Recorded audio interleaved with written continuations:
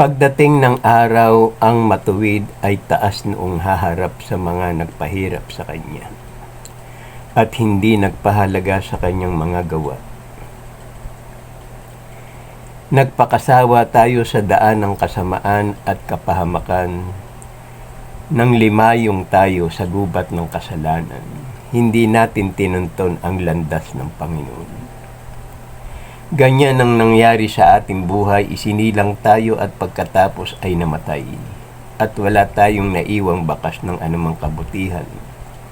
Sa halip, inaksaya natin ang panahon sa pagpapakasama.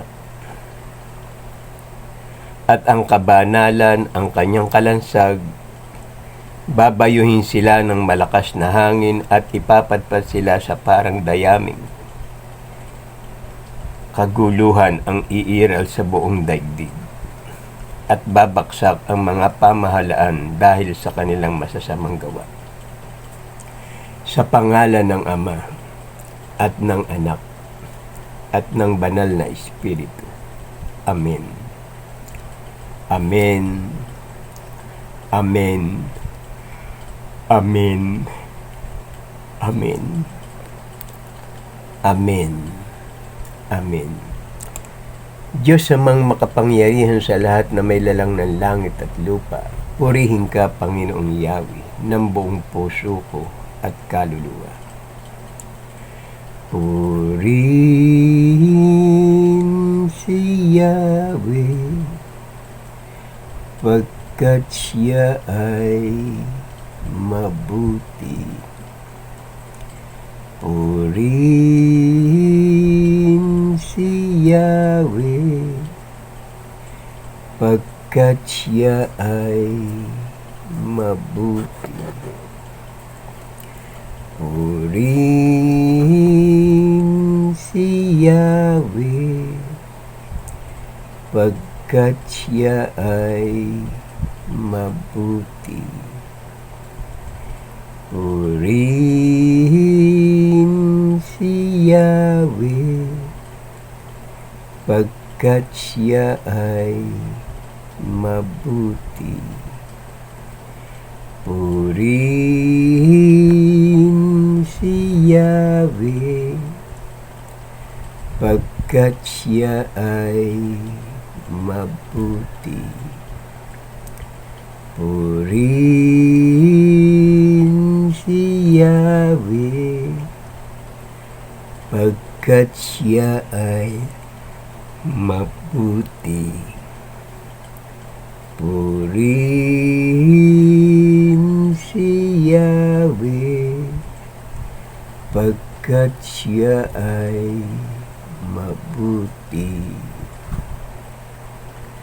Pinupuri ko po ang inyong puso, isip, karunungan. Banal na Espiritu, banal na kapangyarihan. Malinis na pangalan, malinis na kalooban, at sa walang hanggang ninyong kadakilaan. Ama, maghari nawa ang kapayapaan, kasaganahan, pagmamahalan, pagbibigayan, pagmamalasakit, pag-ibig at katarungan. Diyos amang makapangyarihan sa lahat na may lalang ng langit at lupa, dagat at lahat ng mga nakikita natin at pati ang ating buhay. Mga isdang naglalakihan sa karagatan, mga hayop na kinakain sa kalupaan, mga gulay at prutas na nagbibigay sa atin ng kalakasan, mga puno at halamang gamot na ginawa ng Diyos, tinitimpla ito ng parmasyotika upang ipamahagi sa lahat na may karamdaman dito sa bayang Pilipinas at maging sa buong sanlibutan. O kay buti mo, Panginoong Yahweh, marapat lamang na kayo'y pasalamatan, kilalanin, paglingkuran, at sambahin sa pangalan ng Ama at ng Anak at ng Banal na Espiritu. Amen. Amen. Amen. Amen. Amen. Amen. Amen. Maraming salamat po, Ama, sa magandang umaga. Maraming salamat po, Ama, sa lahat ng biyaya na pinagkakaloob niyo sa amin dito sa bayang Pilipinas. Sa bayang Marilao, Megawayan, Ilocos, Visaya, Mindoro, Bicol, Metro Manila at sa buong karatig Pook at sulok at gitna ng Pilipinas. Ama, mahal na mahal po namin kayo. Kayo ang aming Diyos ang maghahari sa bayang Pilipinas. Salamat po, Ama, sa maganda ninyong kalooban at sa walang hanggang ninyong pag-ibig at pag-iingat sa amin. Salamat po. Amen. Pinupuri ko po ang walang hanggang ninyong pangalan, Amang Yahweh. Sinasamba po namin kayo sa pangalan, Espiritu at katotohanan. Ako'y mananalangin sa bayang Pilipinas upang matamo namin ang biyaya at pagkalinga at lahat ng inyong pagmamahal ay matamo namin, Panginoong Yahweh, ng buong pagpapakumbaba at pagtalima at pagsamba sa inyong pangalan.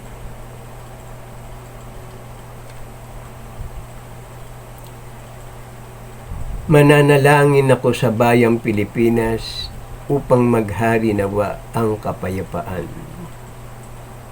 kasaganahan, pagmamahalan, pagbibigayan, pagmamalasakit, pag-ibig at katarungan.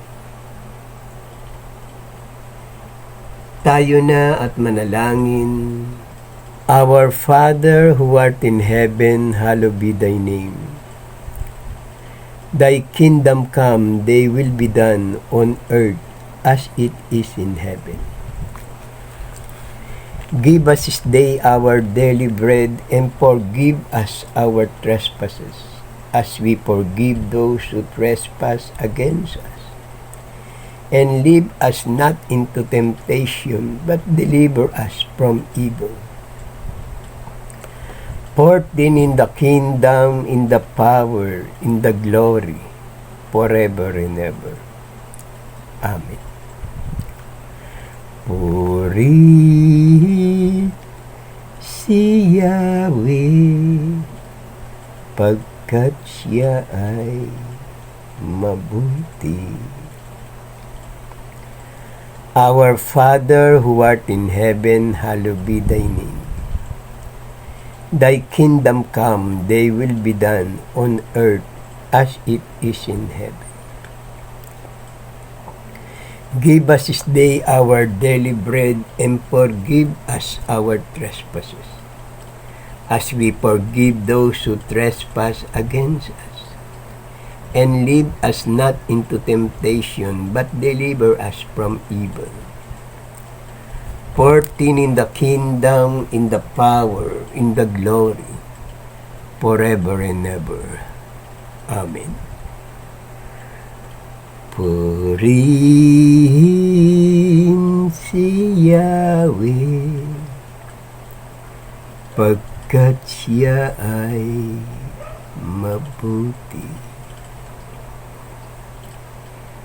Ama namin na sa langit, sambahin nawa ang pangalan niyo. Kayo nawa ang siyang maghari sa amin. Sundin nawa ang inyong kalooban dito sa lupa tulad ng sa langit. Bigyan mo kami ng pagkain kailangan namin sa araw na ito, at patawarin mo kami sa amin mga kasalanan, para ng pagpapatawad namin sa nagkakasala sa amin. Huwag mo kaming iharap sa mahigpit na pagsubok, kundi layo nyo kami sa masama. Sapagkat sa inyo ang kaharian, kapangyarihan, at ang kapurihan magpasawalang hanggan. Amen. Purihin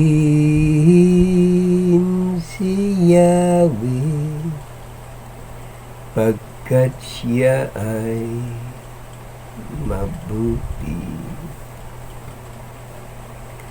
Ama namin na sa langit, sambahin nawa ang pangalan niyo. Kayo nawa ang siyang maghari sa amin. Sundin nawa ang inyong kalooban dito sa lupa, tulad ng sa langit. Bigyan mo kami ng pagkain kailangan namin sa araw na ito, at patawarin mo kami sa amin mga kasalanan, para ng pagpapatawad namin sa nagkakasala sa amin. Huwag mo kaming iharap sa mahigpit na pagsubok, kundi layo nyo kami sa masama. Sapagkat sa inyo ang kaharian, kapangyarihan, at ang kapurihan magpasawalang hanggan. Amen. Purihin si Yahweh, pagkat siya ay mabuti. Ama namin na sa langit, sambahin nawa ang pangalan niyo.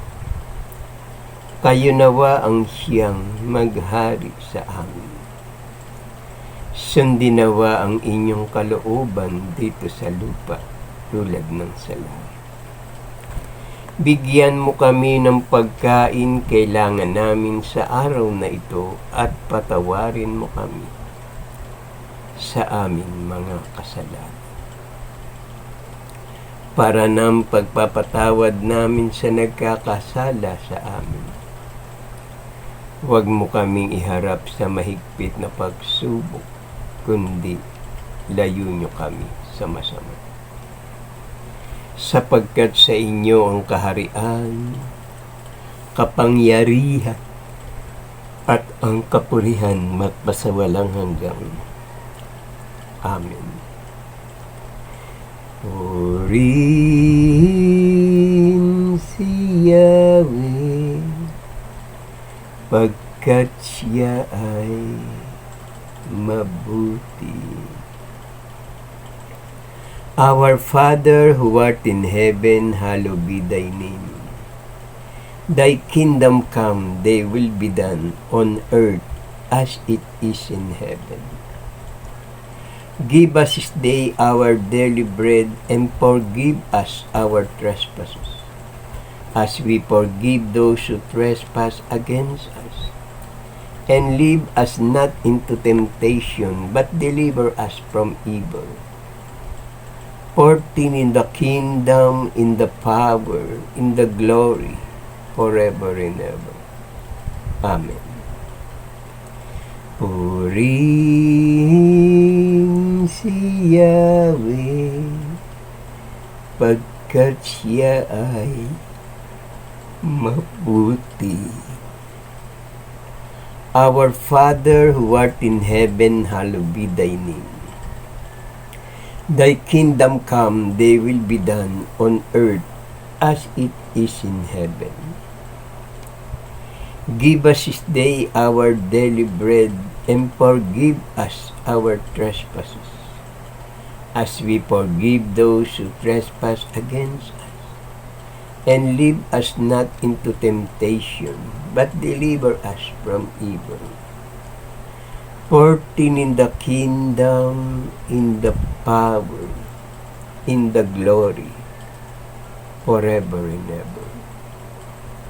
Amen. Purihin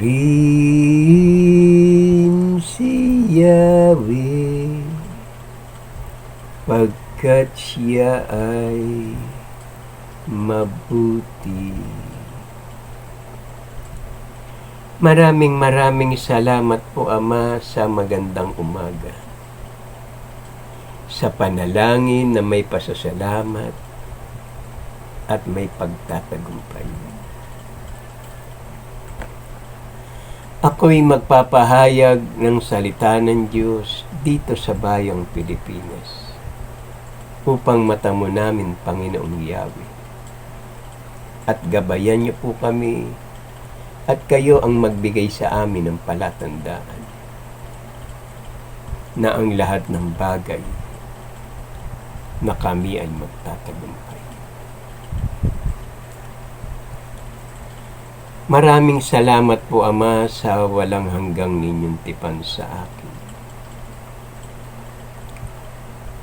Maraming salamat po, Ama, sa kagandahan ng sanlilikha. Langit, lupa, dagat, at lahat ng aming nakikita. Na kayo lamang, Ama, ang lumalang ng lahat ng ito. Ang lumalang ng lahat ng ito na kayo lamang, Ama, ang aming Diyos. At wala nang iba pa.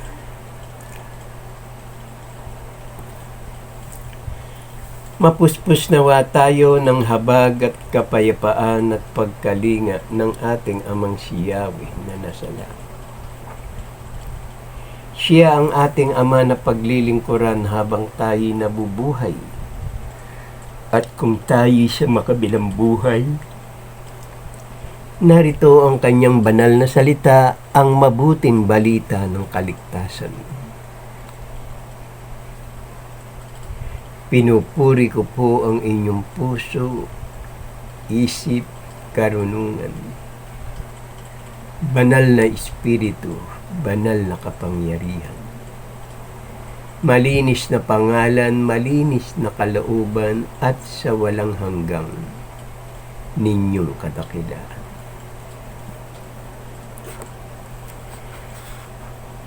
Ang pagsisisi ng masama. Ang pagsisisi ng masama.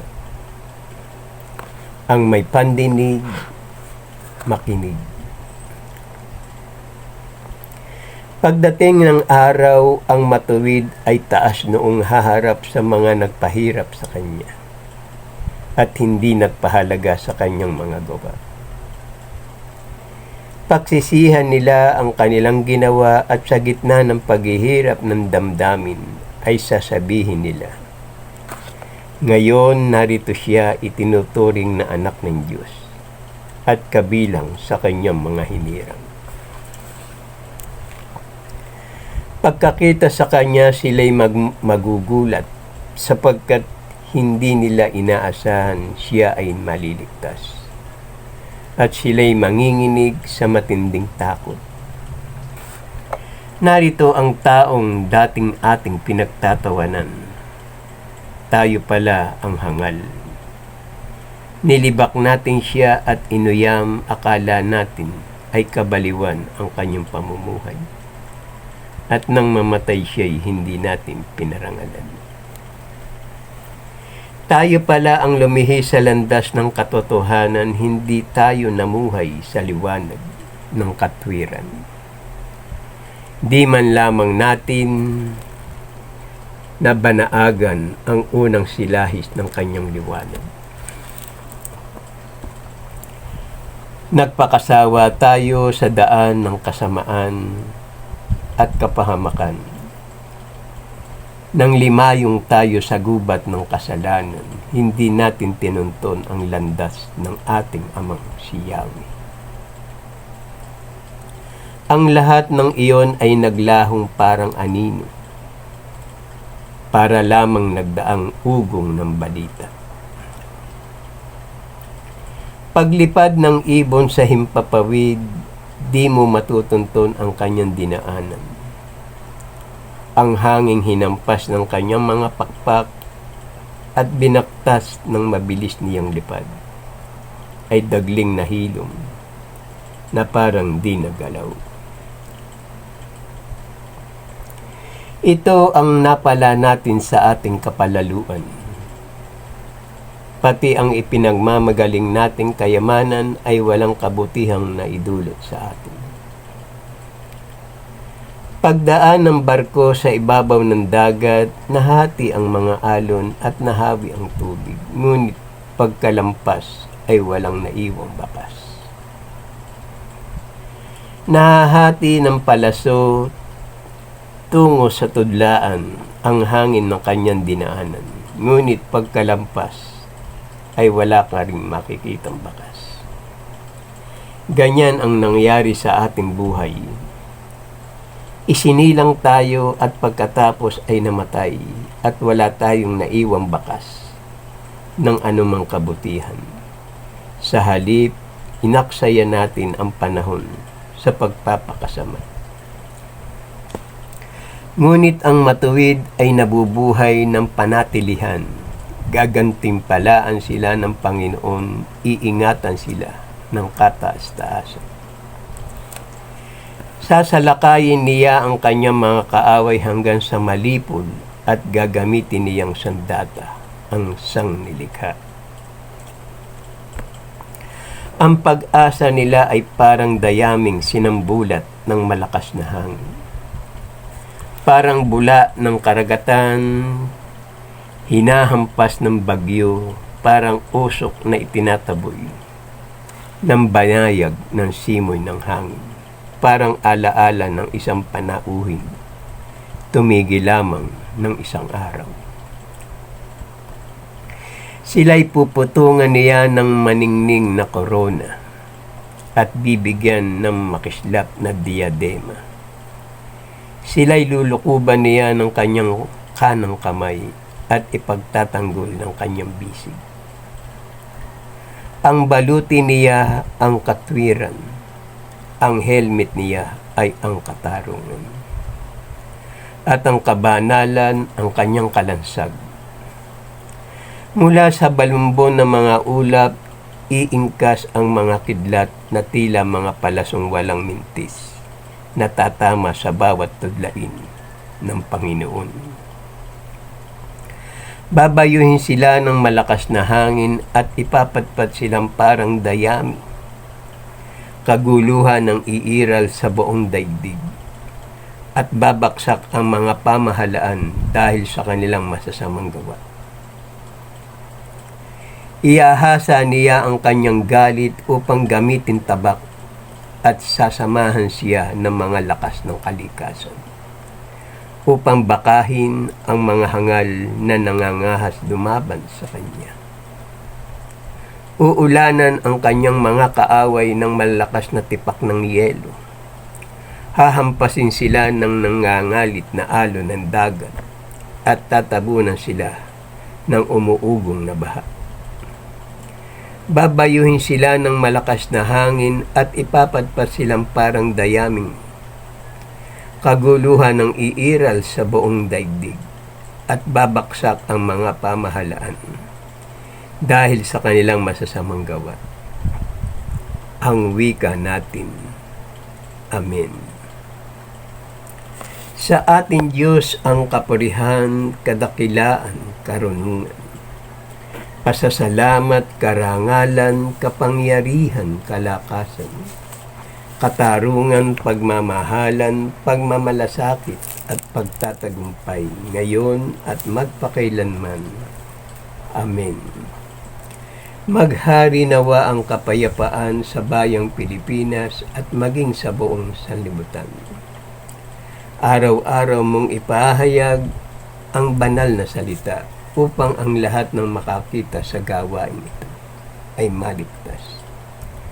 Upang papurihan natin ang ating amang si Yahweh ng buong puso at kaluluwa. Salamat po. Amen. Ito ang gawain na may pasasalamat sa Diyos. Kung tayo'y mananalangin at hihingi sa banal niyang pangalan, masasabi natin sa ating mga labi, Maraming salamat po, Ama, sa maganda ninyong kalooban. Mga anak, mga kapatid, kung mananalangin tayo sa Diyos, sabihin natin sa pangalan ng Ama at ng Anak at ng Banal na Espiritu. Iwika natin sa ating mga labi ang 7 amen at manalangin tayo ng 3 Ama namin bago matulog.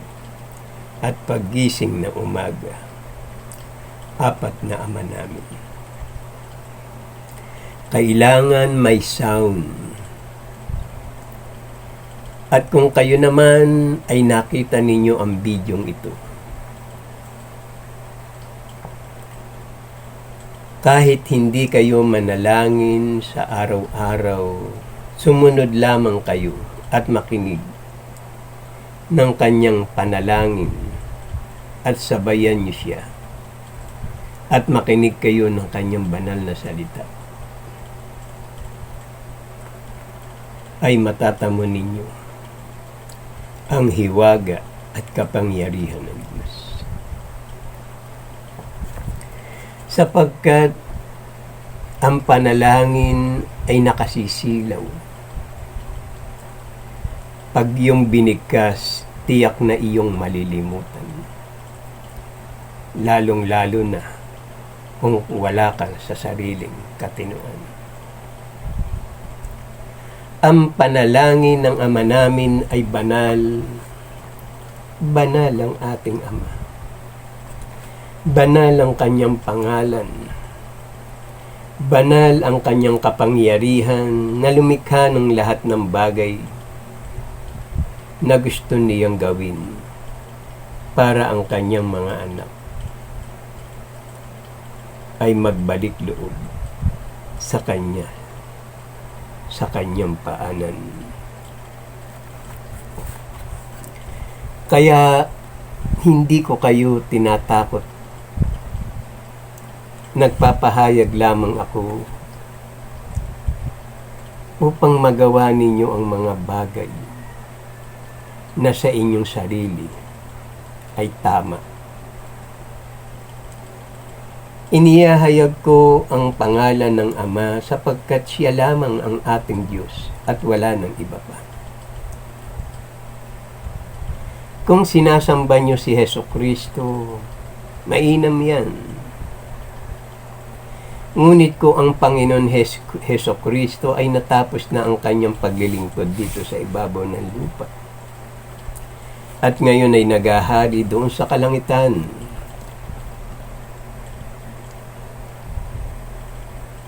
Dapat ang isipin ninyo ang lahat ng lingkod ng Diyos.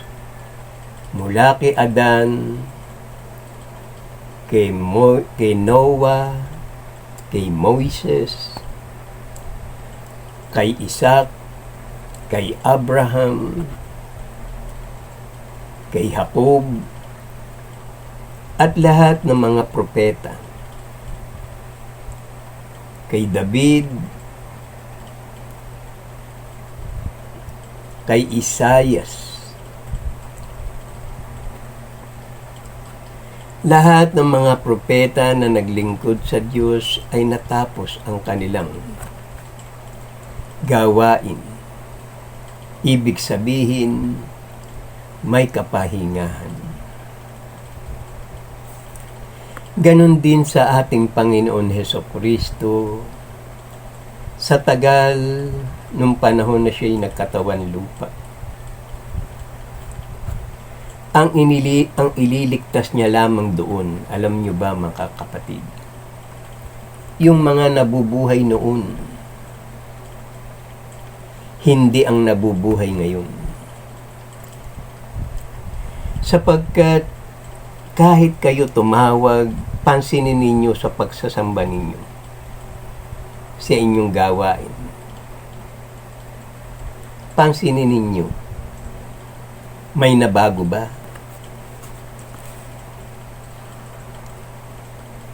Nalugod ba kayo?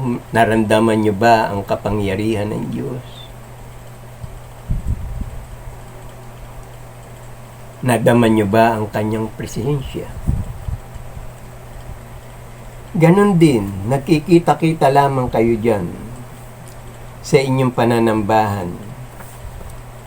Ngunit pagtapos ng inyong pananambahan, paglabas nyo ng church, parang walang nangyari. Nagpunta kayo dyan para magkita-kita kayo.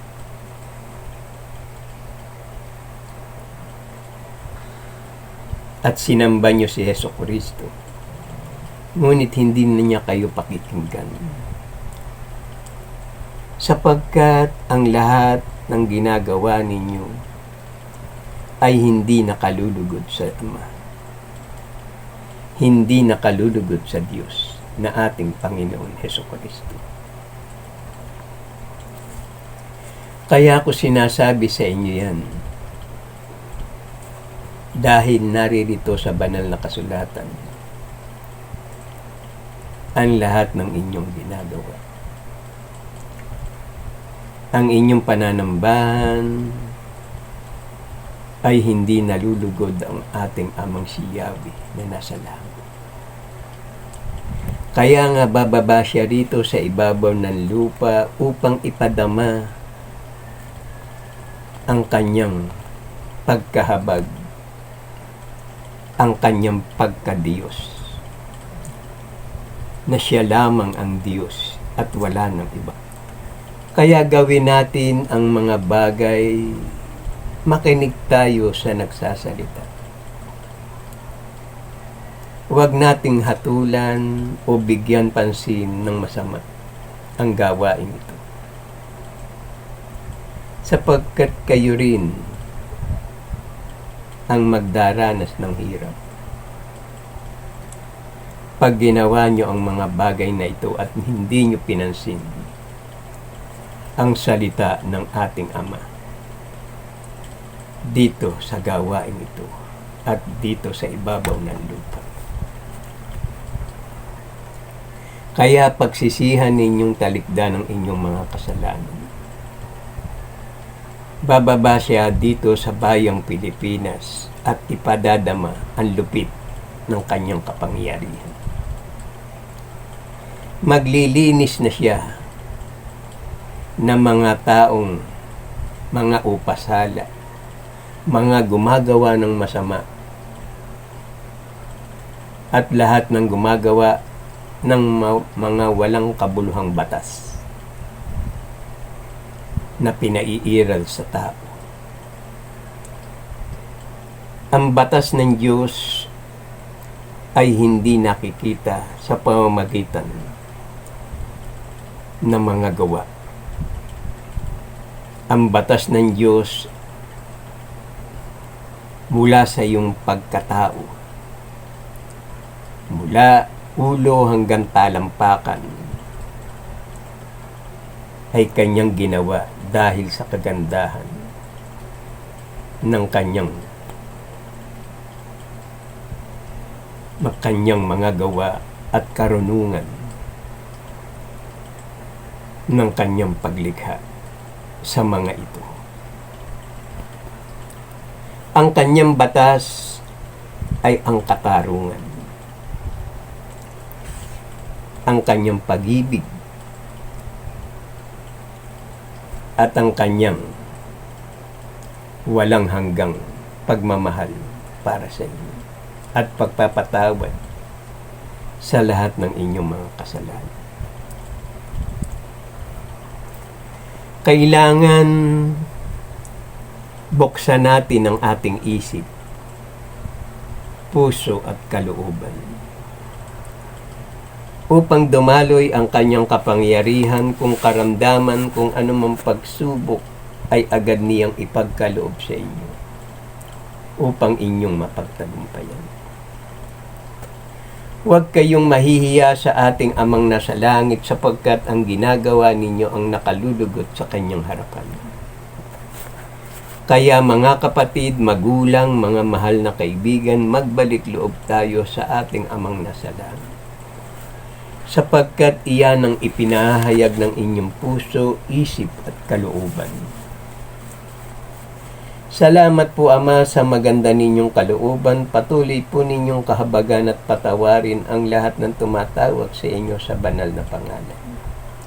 Amang Yahweh, Ama ko, iyan ang kanyang pangalan.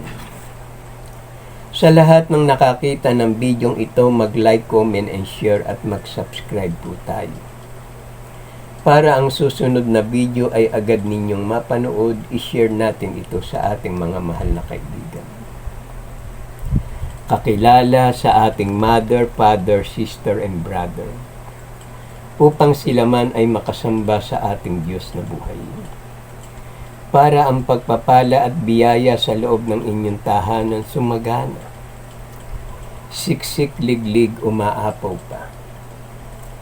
Ito ang gawain na may pasasalamat sa Diyos. Halina kayo mga kapatid. Lumakad tayo sa liwanag na patungo sa ating Amang nasa langit sapagkat Siya ang pinagmumulan ng lahat ng ating pangangailangan. Biyaya sa araw-araw, pag-asa, pagmamahal, kapatawaran, at katarungan, pag-ibig at pagtatagumpay ngayon at magpakailanman. Binabasbasan ko kayo sa pangalan ng Ama at ng Anak at ng Banal na Espiritu. Ang lahat ay magsabi ng Amen. Amen. Amen. Amen. Amen. Amen. Amen. Ama, mahal na mahal po namin kayo. Kayo ang aming Diyos ang mag-ahari sa bayang Pilipinas. Salamat po, Ama, sa maganda ninyong kalooban at sa walang hanggang ninyong pag-ibig at pag-iingat sa amin. Salamat po. Amen. Mapuspos nawa tayo ng habag at kapayapaan at pagkalinga ng ating Amang si Yahweh na nasa langit. Siya ang ating Ama na paglilingkuran habang tayo nabubuhay. At kung tayo sa makabilang buhay, narito ang kanyang banal na salita, ang mabuting balita ng kaligtasan. Iyahayag ng ating Ama ang lahat ng bagay na para marinig ninyo ang kanyang tinig na kayo lamang at walang iba, na siya lamang ang ating Diyos, buhay, una ngayon at magpakailanman. Sa lahat ng nakakita ng bidyong ito, maraming salamat po at ipagpatuloy ninyo ang inyong pakikinig at panunood ng bidyong ito. Pagpalain nawa kayo at mamuhay kayo ng ayon sa inyong kalooban. At mamuhay kayo ng ayon sa kalooban ng Diyos. Maraming salamat po at magandang umaga sa inyong lahat. At sa ating Ama na lumikha ng lahat ng bagay, maraming salamat po, Ama, sa maganda ninyong kalooban. Ngayon, una at magpakailanman. Ngayon, una at magpakailanman. Amen.